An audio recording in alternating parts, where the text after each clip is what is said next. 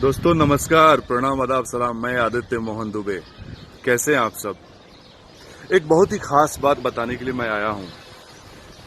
दोस्तों, जहां इस कोरोना महामारी में, कोविड-19 में हर कोई आर्थिक रूप से परेशान है, वहीं एक music company J3 music world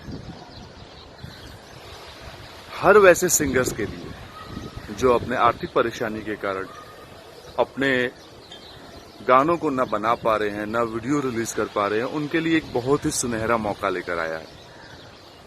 J3 music company ने ऑनलाइन म्यूजिक का ऑडिशन रखा है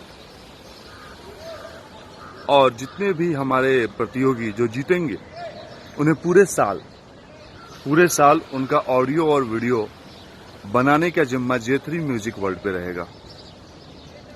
तो दोस्तों, आप सबसे निवेदन है कि आप में से जो भी मेरे भाई, जो भी मेरे दोस्त इस कंपटीशन से जुड़ना चाहते हैं, वो जल्द से जल्द अपना रजिस्ट्रेशन कराएं और फाइनल में आप सबको मुझसे मिलने का मौका मिलेगा। तमाम नए कलाकारों को मेरी तरफ से ढेर सारी शुभकामनाएं। J3 वर्ल्ड को मेरी तरफ से ढेर सारी शुभकामनाएं। जय हो।